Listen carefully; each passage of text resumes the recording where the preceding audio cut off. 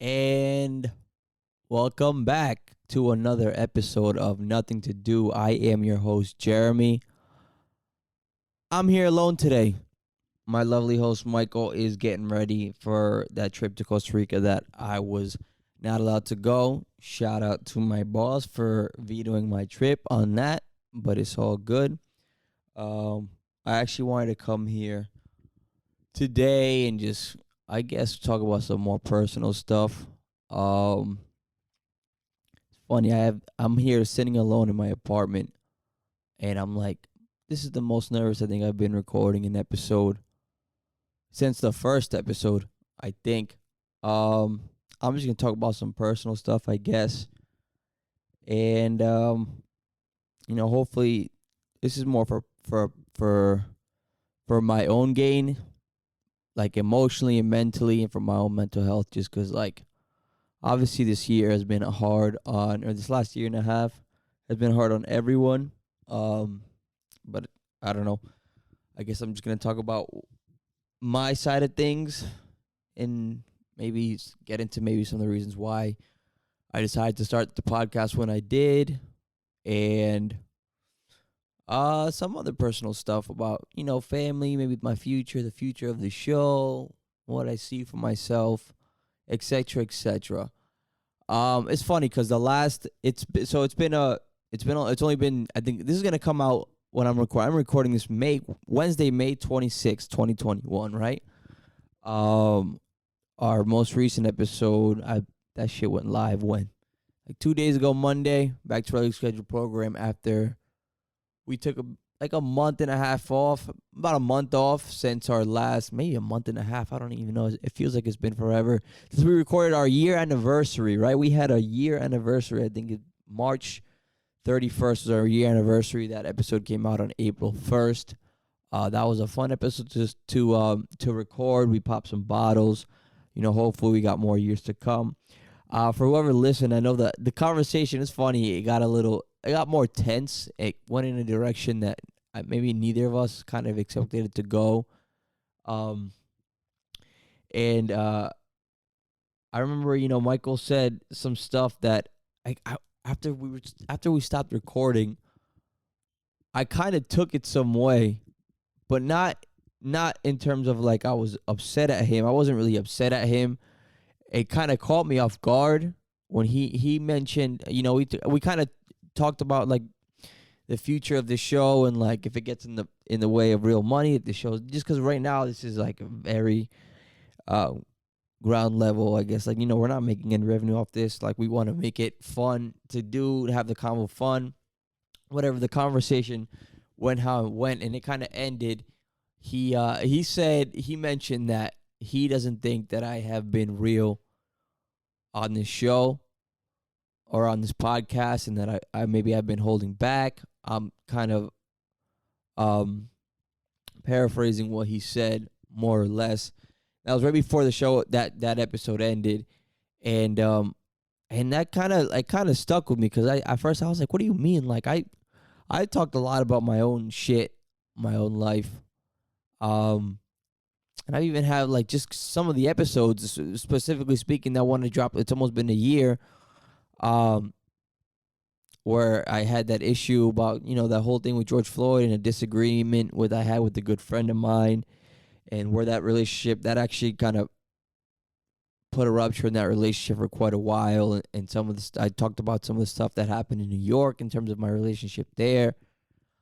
So it kind of it got to me a little bit, and it's funny. He said something. He had mentioned something about how he was doing. Again, congratulations to my host Michael. He's a foreman at his job now. He's doing big boss shit only, and um he mentioned like he's at a point in his life where he's never felt he's never felt better. Like he's him and his wife, or his wife to soon wife to be, my dear cousin Kayla, are both bosses at their job. They have a beautiful baby daughter. They have a house. Um, they had their wedding is scheduled for next year, and things are going really well in his life, and I'm really happy for him. But it's funny because when he said that, I remember in that moment feeling like, damn, like I haven't felt like that personally in a while. I don't know. And like sometimes I feel like I don't think I felt like that since I was first finding out that I was moving to New York. I got a new job and all that. Like I was starting a new life, and I was doing what I thought I wanted to be doing and all that stuff. And that kind of stuck with me. And this is not saying like not a no hater shit because I'm happy for him, but I was more upset. I was just like, damn, I haven't felt like that in a while. Like that's kind of sad. And it's just like my life has been kind of like on paper on the up and up since I've been back kind of, and since I've been back from New York since the beginning of last year, as well as um specifically at like the end of last summer, before I moved back, before I got my own spot and got a job, teaching and all that. And it's funny because it's the lockdown, got us all in our heads, and it's been, like I said, it's been hard on all of us, and and there's just been a lot of stuff going on within my family, which I'll talk about as well. Like I had actually been dealing with like a pill problem for a little bit now. It kind of started when I was first like finishing up college, but it was mostly like Adderall, right? And I always convinced myself like, oh, you don't get it. I mean, you kind of get addicted. Like no one's like addicted. It's like you don't have an addiction problem to Adderall. Like that's some pussy shit or whatever it may be. Um, and I would take it like any other college student. Take it for finals, finish a paper, this, that, and the third. But I remember it's like I liked it because I've always struggled with confidence and like decisiveness and sort of my anxiety, and I felt like like for those of you who've taken it, I know a lot of you probably have. People take it for work to stay up, whatever. You work in a restaurant, it helps. It helps for a lot of that shit. Um, but it's I remember just really it helped me because it just like it helped me kind of like it helped me stop being lazy, I guess, in a way, which is why I kind of first started taking it, and I knew I liked it, and then I kind of started like getting into it a little bit more. Like I would take it when I would have no reason to take it. Like I'd be home for a summer vacation, I hit up a plug, like, yo, do you have it? I would just take it just to like chill at the house or like play video games, like nothing crazy, like. But and then when I moved to New York, I kind of stopped it for the most part, mainly because like I didn't have a plug, I didn't have a way to get it out there, and but it got worse kind of when I left, when I got fired from my first job. Um, like I got fired from my first job. I was a year in. I was living in Brooklyn. I was like, "Fuck, what the fuck am I gonna do?" I was pretty depressed, and and then I kind of through a mutual friend like got a plug out there who like hooked me up here and there and shit like that, and then it would turn into like um it would turn into like I would use it just to like still during the daytime like to apply for jobs, shit like that, maybe get motivated to work out or whatever. But then it kind of started getting worse. I would like clean that person out for as much as I can, and then I'll come home. Whenever I would come home, I'd hit my plug up here, like, yo, let me get this, and it started like I knew I started to fiend when like I felt like I wanted to crawl out of my own skin when I didn't have it, which is weird. I would take a lot, and then like I started my first job, or when I got my next job, I thought I was doing well again, and I would take it. But there were even times where I would be in meetings, and I would just be like, "Yo, what the fuck?" Like I literally I remember physically leaving a meeting early, just like stepping out, having to go for a walk. I felt like my body just felt like I don't know if it was like a physical withdrawal or whatever it may have been. But even at that point, like I wasn't crazy into it back then. Like I would kind of just go on like little, I guess, benders where I would like for 3 or 4 days, like I would just be on like kind of crazy, like basically methed out, because that's what Adderall is. It's just fucking meth, right? It's just like illegal meth that they give to kids and shit like that. Droga, coño, And pendejo. and it kind of started off as that, and then like I remember fiending and my plug didn't have it. I went as far as to like just get my own script, and I remember I went to a psychiatrist and like I set up an appointment and I like played up my symptoms. Like that dude probably thought I was like, looking back at it now, he probably thought I was fucking out of my mind, like clinically insane. And and I got my own script, and then like it got progressively worse, and I just kept ending up abusing that script. Like where it got to a point where I would finish a prescription like in 3 days by myself, like doing nothing.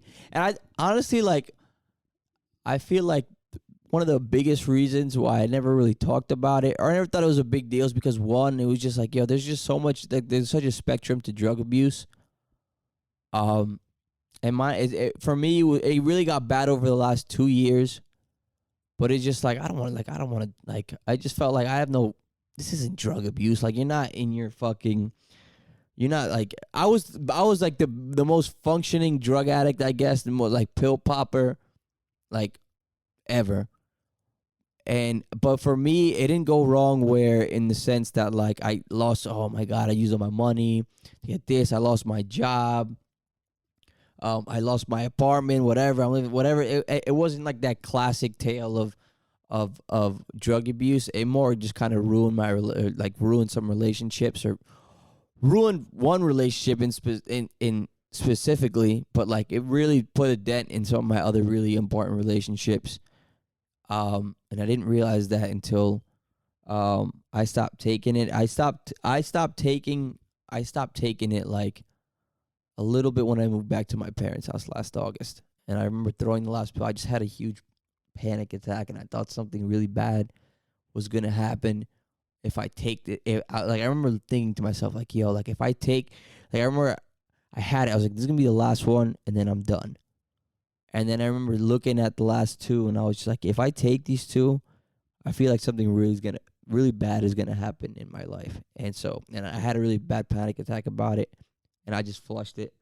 But yeah, it got bad to a point between like the last 6 months at my last job in New York and up until last year. Like I would kill a whole prescription in 3 days, and then I would hit up my plug. I had ended up having 2 plugs I'll get from the dudes on my block in front of my building. It's funny. He just came up to me. And I still think about it.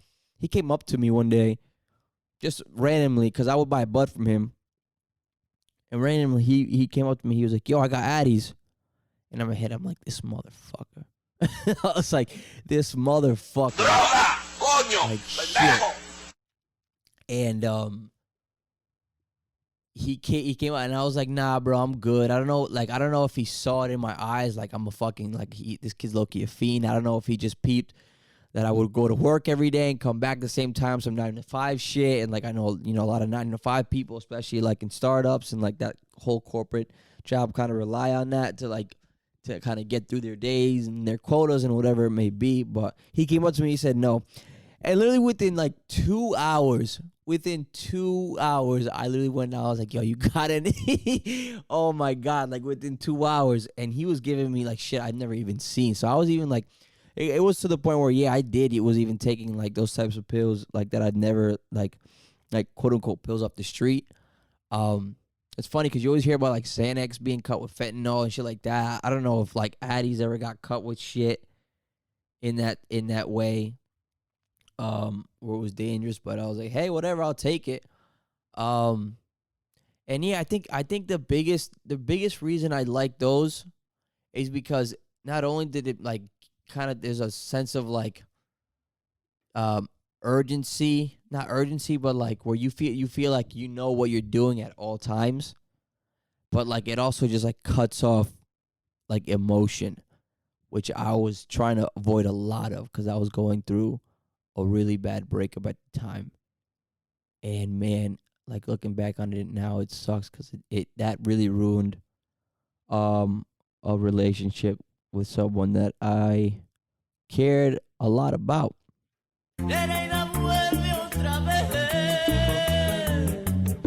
Like really bad. Like really bad. It might have ended like that relationship romantically might have ended with or with or without like me abusing drugs or anything like that. But like it got to the point where like I said a lot of nasty stuff. I was like really verbally abusive, like towards the because I would like because I would take them. I would take them to like cut that pain off, but still not like be like a zombie. But it's funny because I wouldn't even do anything productive. Like I would just take like I would be on like 100 milligrams of like Adderall, just like methed out in my apartment playing PS4. Like I'm not doing anything, but I'm not like feeling anything either. Like and everything's fine. And whenever I was on it, I was like cool. I was okay with whatever the relationship. And when I took that last, I just like after that last pill was taken, and 12 hours later, I feel I'm coming down, and like emotions are hitting you, like not only like the physical withdrawals, but like it's like emotional withdrawals that hit me the most. And I would just like leave her voicemails or like send these terrible messages to her to the point where it was just like it's to the point where I made her feel unsafe. Unfortunately, I'm still kind of ashamed to admit it. It's funny because I cared a lot for her in a lot of ways, even before our relationship turned romantic. Like, she was someone I felt like even when I first met her, I felt like she was someone I've known my whole life, which is weird. And yeah, it's just like it's a sad thing because and then it get whatever our relationship escalated and whatever the rest is history. I kind of talked about it in my episode a year ago, and I'm not saying that it wasn't a two-way street. Like it was a two-way street. Like we both, like the relationship, it felt like we were two people that met each other at maybe the wrong times in our life.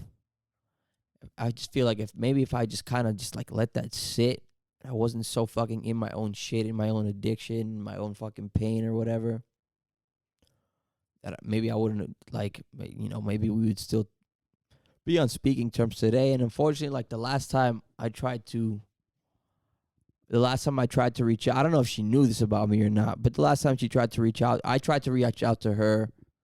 I think it was like last summer, like a little bit. It was a little bit before her birthday, and I just got I don't even have like I'm blocked on everything, right? Like I'm going through like her family, through like her cousins that I ended up like knowing kind of through her, and then they wouldn't put me through, and like I would talk like the only time she would kind of reach out to me would be on like a fake like Google hotline number, and and it got to the point like where I just felt like that wasn't my messages weren't even getting to her. So I ended up like whatever. I reached out to her personally, like through a fake account I made, whatever, just like, and she threatened me with a restraining order, and I was just like, fuck, all right, I'll stop. Like it is what it is. And for it to be what it was and then to get to that place, yeah, I still think about that shit to this day. God damn. Yeah, it sucks. And it's and even with that episode I did last year about George Floyd and this argument I got into with a friend of mine,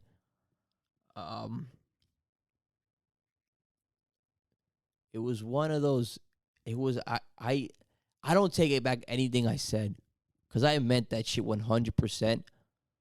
And even the way but it was like I was like on not that day. I took something later, but like that whole weekend, even when we had that argument, I was on it. I was like adding the fuck up, just meth the fuck out, basically, like. And I kind of pushed it to a limit where like we both pushed each other, and then it got there, and then I took it there. I guess my only regret about airing that episode is kind of maybe the way I wanted everybody to listen to it. And like the way I promoted, like I was begging everybody to listen to it. Like I didn't want to humiliate them, but maybe I did. But I don't know. But like, and I don't take back anything. Like I meant everything I said. Like at that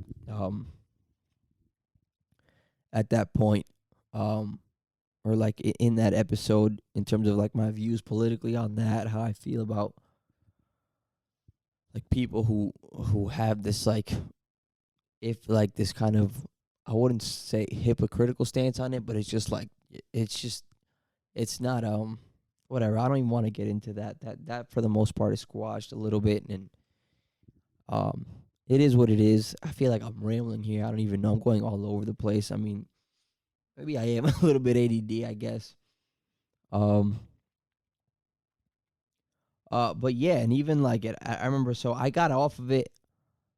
I wouldn't even say I got off of it. Like, I just haven't taken it since that day, and I feel different every fucking day. And I've noticed now today. I've noticed like the how much it's affected me emotionally and my moods and all that stuff. And sometimes I get bummed out because I feel like my personality might have changed a little bit. I feel like I can't even get back to the personality I used to be, just because I was so zombied and methed out for like the last 2 years of my life. And then on top of that, I was in a pandemic. Like, so it's just like all that goes to, like, I feel like my brain socially just kind of went to shit, and even emotionally. Like it almost awakened like this. I get like really angry now. Like I was never an angry person. I have talked about this in a couple episodes, but like I get really like, I get so mad now, and I get mad about how mad I get sometimes too. And I remember, so I stopped. The last time I took was August. I think it was August, like, yeah, mid-August, like the second week I moved back into my parents' house, whatever. I stopped, and I thought I was like, I was good, like I don't even need all this shit, but like I was so wrapped in my own head, like I started not seeing things for maybe the way they were, or maybe I still don't know with some things or some people, but like I was psychoanalyzing everything, all of my relationships, everything I ever knew. Like I started second guessing myself all the time. I thought I was sure of myself, but I wasn't. And I wish I could, it sucks because I'm going to get off this podcast and then I'm going to be like, I should have said this. It's a little bit hard to articulate right now. I'm still kind of battling the anxiety of kind of sharing this on the show. Droga! Coño! Pendejo! And for the most part, it's just like, yeah, so I know my thoughts might sound a little scatterbrained right now, but it's just like I had like the worst panic attacks, nightmares, like obviously the like withdrawals, like I mentioned before, and like I had terrible trouble sleeping. Like I would have stressed out like a motherfucker, like all the time, and it was just like I'd have lingering panic all the time, and hopefully I think, I mean, I don't know, we'll see. I mean, Michael, when he gets back here, we might follow up on sort of his conversation, because I was actually going to talk about this a few episodes ago, where we were getting ready for an episode, and we had a little conversation about some personal stuff and addiction and abuse, or what have you, and all that. And so hopefully, when he's back for the next episode, maybe he can just add, like, he'll be there, just kind of add like some maybe questions you'll have kind of will guide my train of thought. I've had a long week at work. I've just kind of wanted to get this off my chest, but yeah, I confronted somebody. Like, I thought I was putting pieces together in my head of like the last 4 or 5 years about things that happened, and like psychoanalyzing different events that happened and relationships I've had with friends. Like, was just it was backwards. It was just like I was not in the right state of mind when I was trying to get off of it. And the thing is that I thought I was figuring everything out now that my head is clear, but my head wasn't clear. Like, I was off of it for like a couple months, but I was probably just still like, so I don't know if like my addiction was being channeled in another way. I don't know if I even sound fucking crazy right now, but it's just like, I don't know, it's wild. Like, I actually like I came at one of my closest friends thinking that he like betrayed me in like one of the worst ways. And I confronted him about it, and he's like, what are you talking about? Like, to the point, and like I basically thought that he may have like had something like maybe he like I guess for lack of a word like slept with my ex, which was like so far from the opposite. But like the way I was like so alone in my head, and like the way I was putting pieces together in my like I was like I thought like I remember calling him about that and him being so like, so I was thinking shit like that and like and but yeah, it's just like, and this isn't to say that like I mean my relationship with her, it was just a complicated one. When it became romantic, she was like coming off of kind of like her own relationship with somebody else that was a little long term, and at first it was like maybe just like a like just raw emotion that took over for a little bit, but then it got a little bit, it was just complicated. I don't even want to break that down too much. um and I guess the reason why I still feel have so much regret about how that went down is because it's just like after everything is said and done, yes, we both did and said um some shitty stuff, but like I don't think she's a bad person. And by the way, if some of my friends from New York are listening to this right now and y'all still don't know, I haven't said this person's name yet, and I'm still not gonna say her name. But if y'all don't know who this is yet, then y'all I don't know what to tell you because it should be obvious to you guys at this point right now. Um, but yeah, it's just like yeah, I don't think she was a bad person. Like I said, I just think we both fucking met each other at just like two bad times in each other's lives maybe. And and I look back, I was like, maybe was I just like was I even like was I did my were my feelings even real for her, or like were they even, was it real at all? And it's just like, I mean, I don't think, I mean, aside from the like I really don't think it would have been this bad if it wasn't like had that good, if it wasn't good at one point, right? They also say not to fall in love with potential, but I don't know. This is all stuff I'm learning the hard way now. That's another thing. Like I think I also relied on her and the drugs too much emotionally, like too much. Where it's just like, just because I know, like, yeah, I'm talking about this now, right? It's 3 years later. Like it's 3 years. It's been 3 years, and I'm still talking about this person. And I know a bunch of you guys are like, Jeremy, what the fuck is the matter with you? Like, just go. That shit is over. You can't live in the past. And it's just like, yeah, I know, but like, it's just like all I've had is time to think about this, because there was no meeting other. There's very very little meeting other people, and it's not like I'm not about to say this just to like toot my own horn bragging. It's not like I'm not getting pussy, for lack of a better word. It's not like I'm not getting laid or whatever it is. Um, but it's just like I know like a lot of I've talked about this. So I actually with like a couple close friends I've asked, but like for the most part, I don't like to ask for advice around this about this with like family or like some of my cousins or whatever it may be, because I know it's just like it's a lot of classic like machismo shit. Oh, just like fuck her, like she ain't shit, blah blah blah. I just go get some pussy and you'll be a high, da da da. Go get the, and like maybe on some level that's true, but like if other guys won't admit it, like I like yo, that's fucking bullshit, yo. Like I know y'all motherfuckers like that's such bullshit. I know a lot of people like people move on in certain ways, but like I know shit like this linger in your head with past relationships, and like I don't believe in a lot of that toxic like advice, that toxic masculine advice, for lack of a better term, because I just don't think it's necessarily true. Because I know a lot of people are just full of shit when they talk about that for girls or women or whatever it is that broke their heart or the relationships ended. It's just like, stop fronting like you don't feel shit, bro. Like I know that shit hurts. Whatever, it is what it is. Well, maybe I shouldn't have relied on her. I think I was too honest about like. Look, now this is turning into.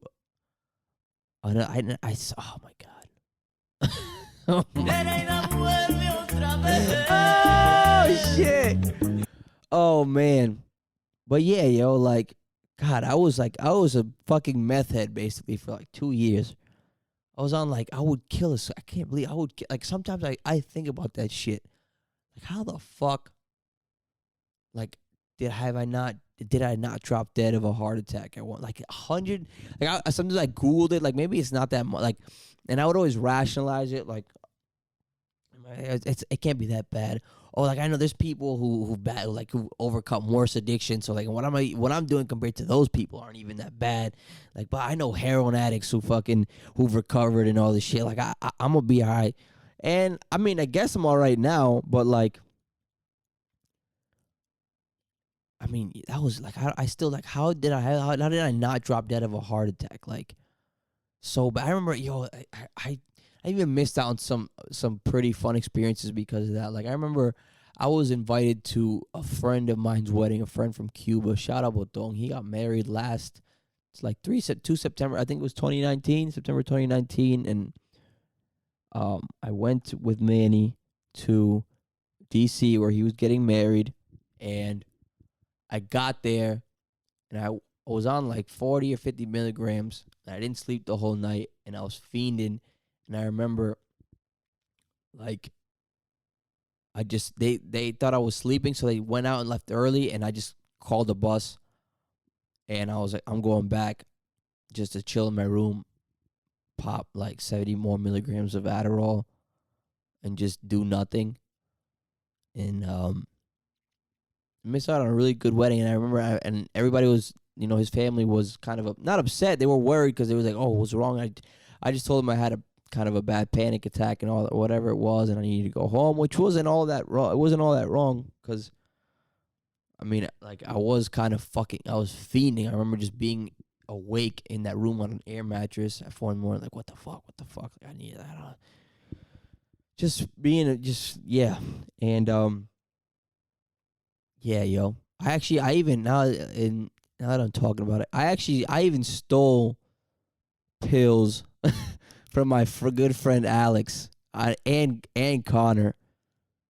I don't know if they knew. I don't think Alex knew. Connor might have known. But now you know. Yeah, I literally because I can't believe I can't believe I did this.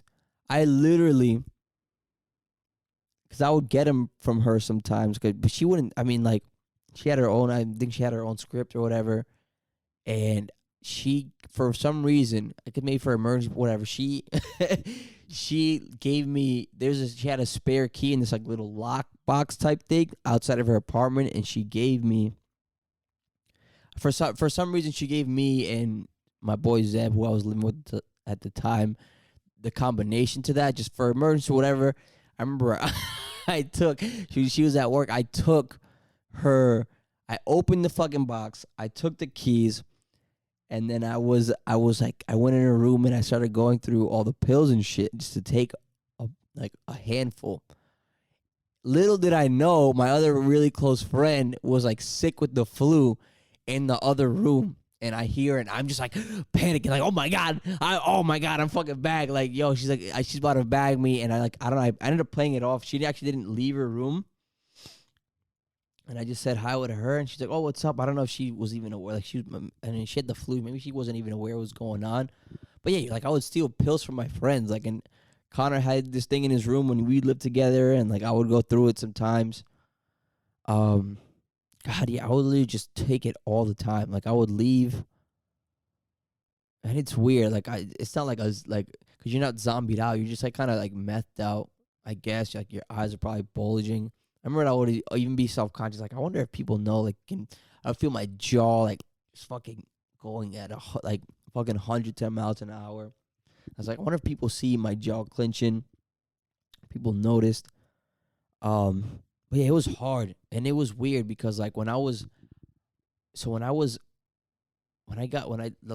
the last time I took it, I don't even like saying get it all. Like, I plan to never use it again, but who the fuck knows, yo? Like, I really don't want to, but who knows?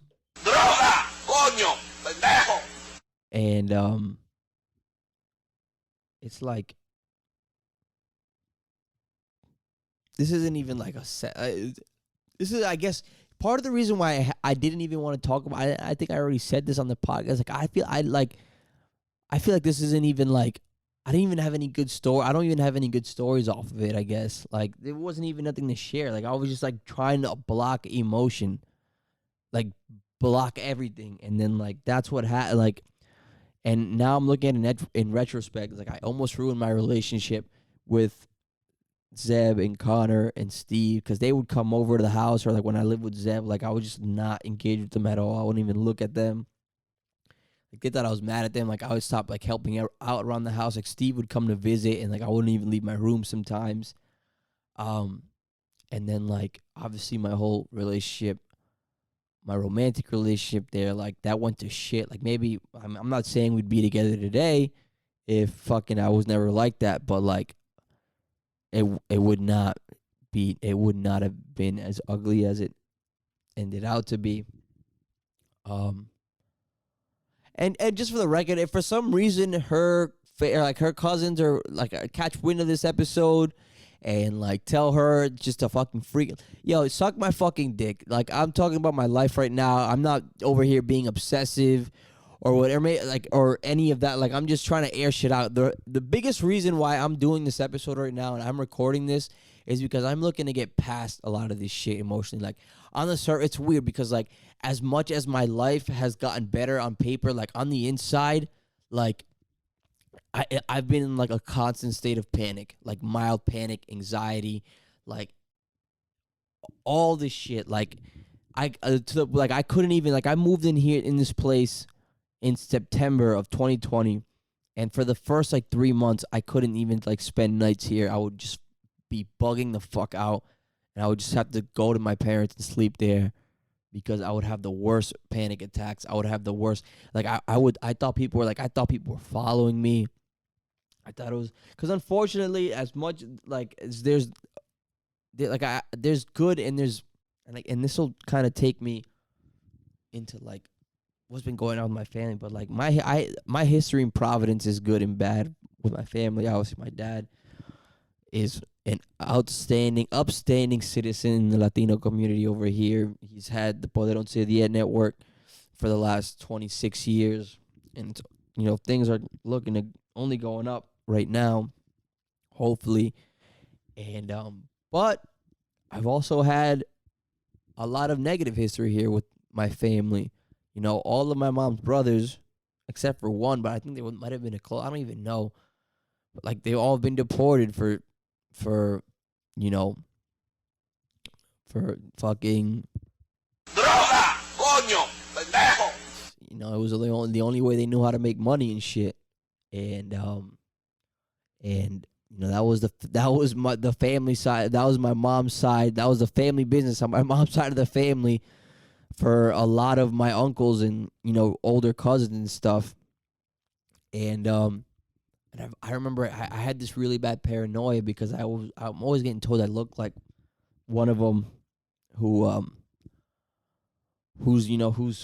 thank God, like, I mean, like he's got a beautiful family now. He owns property here, and he's got a beautiful baby girl and a baby boy, a beautiful woman by his side. But he's had his dirty hair. I've always been told that I look like him or I look like other people in my family.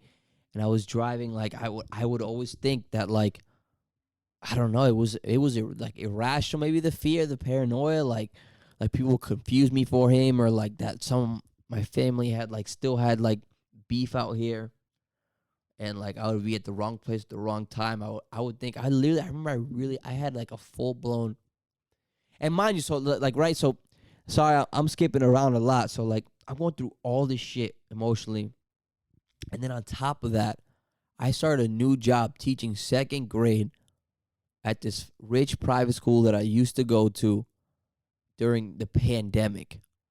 And like, so when you guys, like, for those of you, my loyal listeners who kind of know what what I deal with on a day-to-day basis at that school. Like, for me to be dealing with all of that shit while I'm trying to figure out my own shit.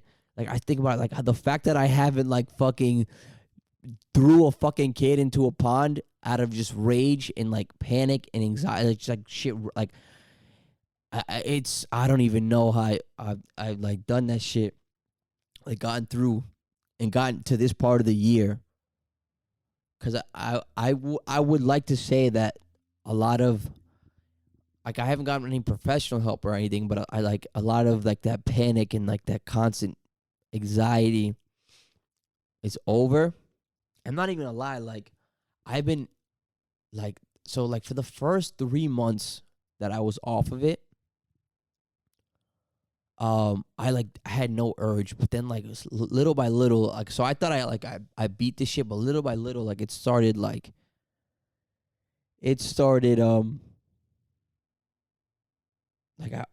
I started feeding again. Like, I started really, like, I've been so close to hitting my plug back up and just being like, fuck this, fuck all that. Like, I don't see anybody here.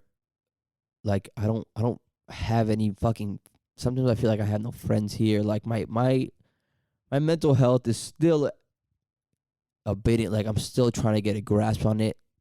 And I know not every day is gonna be perfect, but even today, like, I was in such a good mood yesterday. And then I woke up today and I didn't sleep. I didn't have like a terrible night of sleep last night, but like I I mean, I slept like 10 hours, I think. I think I fell asleep at like 8:30. I woke up at 6 a.m. and I was in a fucking bad mood all day. I don't want to deal with shit. And it's just like shit like that. Like, and I get mad at stuff like that didn't bother me anymore. I can internalize a lot more things now, which is, I think it's obviously like probably some things that I gotta end up really addressing. Um, I mean, I do smoke less now. I started drinking a lot when I stopped. For like a brief like 3 month period, like during the holidays in the winter and even before that. But I stopped drinking like as much as I did since the end of last summer. It would help me go to sleep because like I would have night terrors. I don't know if it was the Adderall or whatever. But yeah, man, I still think about it sometimes. Like, damn, like, yo, like, how did I not have a fucking heart attack?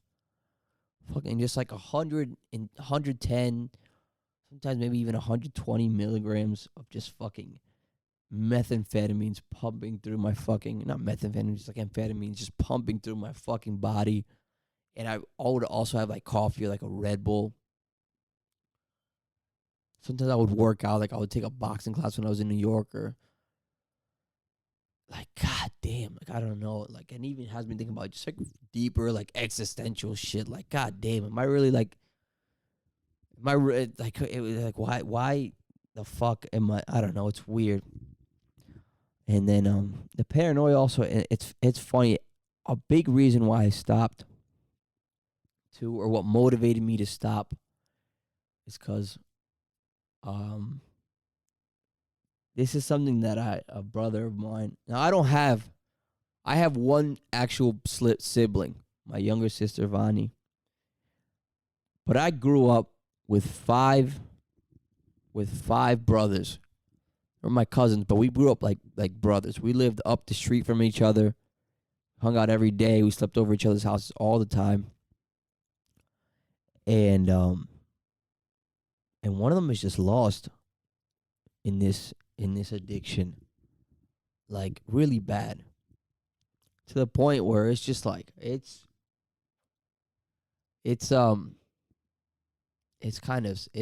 pretty sad, unfortunately.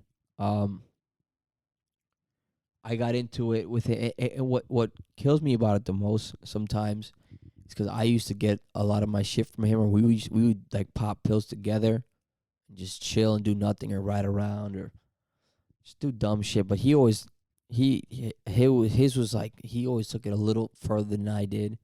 I think it helped that I lived in New York at that time, where I would come back and I would link up with him, because who knows, like, if I was living here with him, like, I could be right there next to him. like this brother of mine, he's been like in and out of rehab for the last 2 years. I was at his house in October, and the whole street was filled with just cop cars and fire and ambulances and the fire truck. And remember my cousin, he texted the group chat, yo, so and so just like OD'd.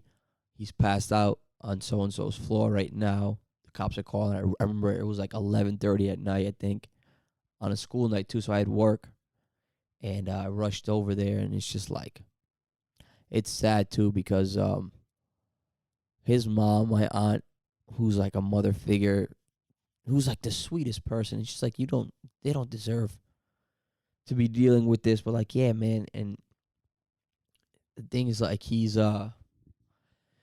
things he's put this family through, and I've always tried to stick it out. I've always tried to have his back on some occasion. I always try to support him. I would support him because he was such a talented and such a such a smart and intelligent person, and very talented, like like artistically, like he could paint and draw crazy. But the motherfucker just loved to get high. I don't even just like high on like pills. Like he would take anything that he would get his hands on, like anything. And he's been like this, like shit, man. I remember I had a scare with him where I was with him. We smoked some bud, and he had like a whole core, whatever. I was never into it. He had lean on. He was like really into lean, and he drank the whole prescription bottle in under an hour. And then me, him, and Jesse went to go smoke a blunt at Roger Williams Park. And after we smoked the blunt, he was like a zombie. And he passed out in the back of the car. And me and Jesse looked at each other like, yo, are we going to have to take this dude to the hospital? Because we kept shaking him. We kept saying his name. And he just wouldn't respond to the point. And to like, I mean, me and Jesse, like, we were so close, just calling him to the hospital, take him to the hospital. And then he finally woke up and he responded. But like, yeah, and it's just like, I've always given him the benefit of the doubt, and I think it's because I was in New York. But it's just like, yo, it's like I saw it with my own eyes this summer when I remember I went to his house, and like I don't know if I even said this already. Again, I've been super scatterbrained all this. I don't really have anything. I wrote something down yesterday to kind of organize my thoughts on this, but I'm not even looking at it right now. I'm just kind of going off top. And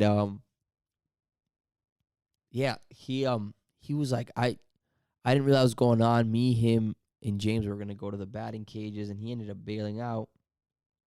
And we ended up going to the bar, and then whatever, he I guess he was going through it.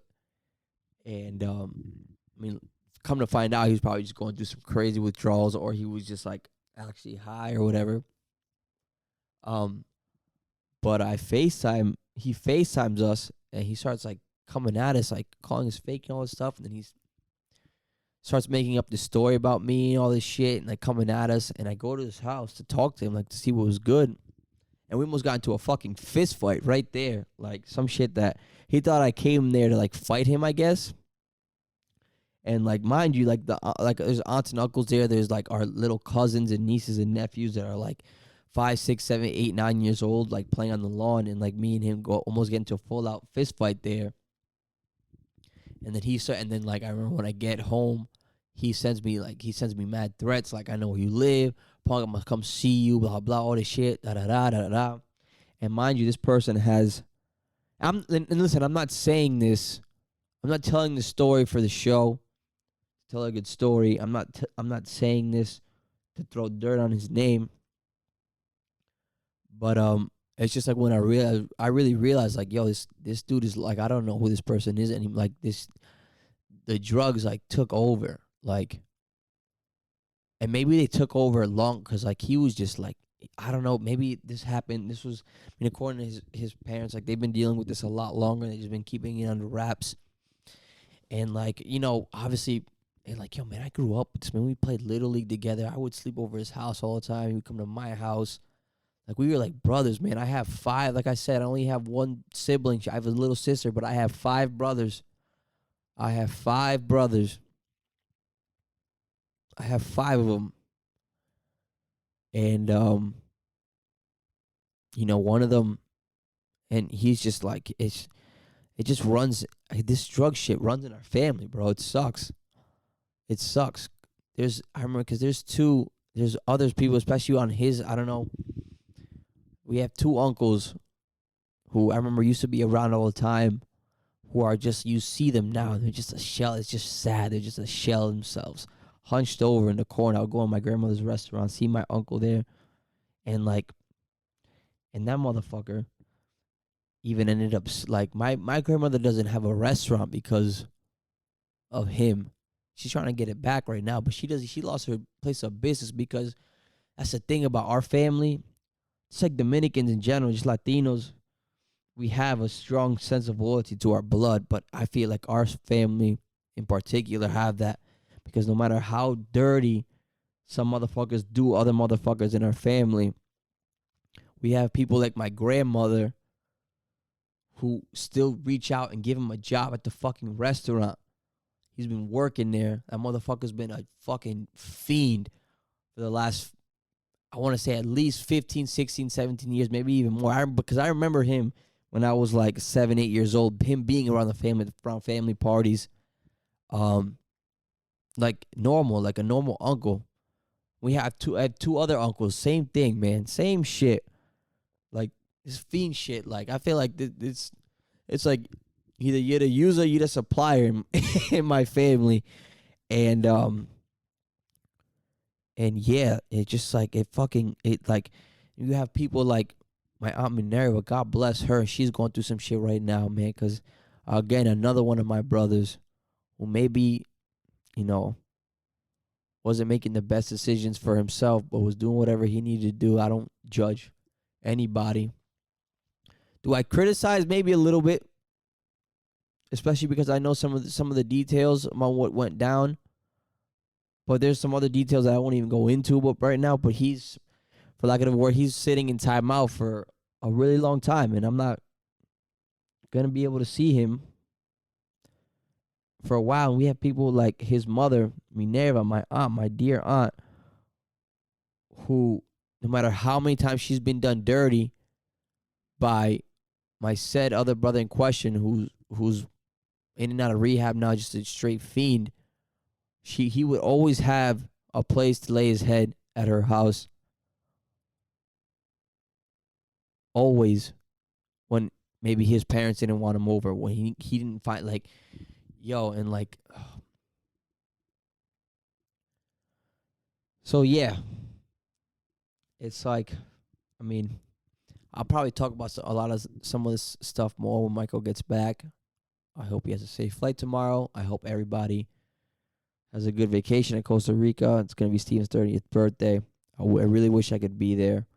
But yeah, I feel like that's why it's also been so tough on me these last, all that stuff. Me dealing with all of my own addiction problems. And then, like, finally feel like you're getting over it. And, like, to be in a position where, like, I have another solid job for another year, right? I live in a great neighborhood here in Providence. I have my own apartment. I have my own car. And it's just like, I still feel like, I mean, maybe that's just life, right? And like, even with this podcast, it's just like, it's tough, man. I don't see myself being a teacher. I don't think I have. I think because of how I spent my last 4 years, I don't know if I have the patience to be a teacher, but who knows? Who knows? But I really enjoy this. I really enjoy recording, and it's hard. And I don't know if you guys heard it in the last episode, the first at-home recording we did. It was kind of awkward. We didn't prepare. Maybe there was still a little residual tension from the previous episode we did because we hadn't talked about it. Me and Michael talked about. Michael knows I'm recording this, by the way. Maybe I'm saying this too late. Like, we had to talk about kind of the future of doing this show. because it's not like we're fucking celebrities. It's not like it's not like we're comedians. Or like, at least that's a lot of the podcasts I listen to. It's not like we specialize in something where like we're talking about history or just sports or something. We just kind of talk about our lives and our hobbies, but we talk about it like we come in and record like we get paid. At least for this first year, we come in every week, just two regular ass Joe Schmoes just coming in here, and it gets stale just coming in here trying to not necessarily force a conversation, but like trying to force some content, and it's just like, and it's been very stale. And on top of like just it being COVID, so it's not like we even have. It's not like we're living lives where we come back and we have a story to tell. At least not all the time. But yeah, I mean, I just like. So yeah, I guess going back to the beginning, I guess maybe I haven't been 100% real on the show at all times, but also I don't feel like I need to be like all the time. It's not like I'm hiding shit, but I did feel the need to come in to record this episode by myself and talk about all this stuff, because I've just like, even like, I just still feel like maybe it's just it's depression. I just have a lot of regret about what's gone down between a lot of my friends. I still have so much regret about what went down in me and in my romantic relationship with that person in New York. And it's funny because if she hears this, like I don't know.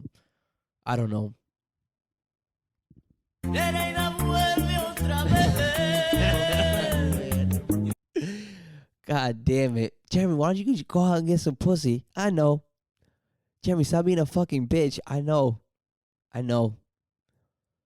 But like, I'm breaking a guy code the way I talk about, because I talking about her now with hopes of not really ever bringing her up again, of leaving the past in the past, and hopefully moving forward from that, because I still have a lot of residual feelings about all of that stuff, and even the fact that it's just like, it is what it is right now. I have a lot of regret about, how I made certain people feel, how I treated some of my really close friends who only wanted to help me because of this. I didn't realize I had a problem until I stopped like that. In terms of like, I mean, I did kind of stop on a dime, and I've been doing this by myself, but it's just like, my mind has not been in the right place. Especially since I thought it like, yeah, I don't know. It is it's tough. It's tough, yo. But hay que darle para adelante. You gotta always move forward, always, right? There's no looking back, or there's no going back. You can look back, but I mean, looking back it only gets counterproductive after a while. I really am trying to elevate this show. I really do wish. It's funny. I actually the reason why I started this podcast the way I did, I think I already said this today. Or I don't know if I said, but I'm going to say it again. I started this podcast the way I did. I've always wanted to do something like this. It's always been a little, I mean, like, it's also part of the family business, right? It's what my dad does for a living. I actually, when I went to go Facebook stalk, or no, Instagram, to go Instagram stalk, I made my ex last February, and I go on her page, and I see she started a podcast, which is pretty dope. Hers is more it's not like this year where they talk about whatever. Hers is focused on like bringing hers is focused on like bringing like Latina like they just like they talk about like being Latina and promoting like a lot of Latina entrepreneurs and shit like that, which is really cool. And I was like, damn, I'm gonna start a podcast. It's been long overdue, and I did. And sometimes I do question whether, like, am I doing this just to maybe get her attention? Maybe. Am I doing this for myself? As that sample in that J. Cole songs go, are you doing this to get famous or to facilitate growth? What is more important, getting or letting go? That's a good one. I wonder where he sampled that from. But that's a good one. That is a good quote. What is more important, getting or letting go? And I'm really recording this episode with hopes that this is a big step forward in letting go of my last 4 years. Like taking my licks and my lumps and my lessons from it, and being motivated to elevate this podcast. I mean, I just bought a new mixer. I'm recording at home. I have plans. Like I'm looking at where I want my studio to be here at the house. I'm looking at, even when I first moved, like this is where I want to. This is it right here. I have this vision in my head. But it's dangerous. I want to do that. I want to not only do this, but I want to develop a skill set and a talent and a voice. Because as fun it is, it's fun to talk shit, but you gotta be like, there's a lot of fuckery going out here now that everybody has a chance to be famous for 15 minutes, and I don't want to be those people. Maybe because I low key judge those people a lot, and not in a way like, not in a jealous way, like where I'm just like, fuck them, why they?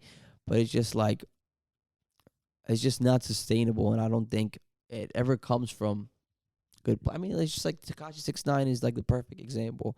I talked a little bit about Jake Paul last week. It's just like those type of shenanigans. I want to bring substance to this. I want to bring some level of substance to this on top of, talking shit,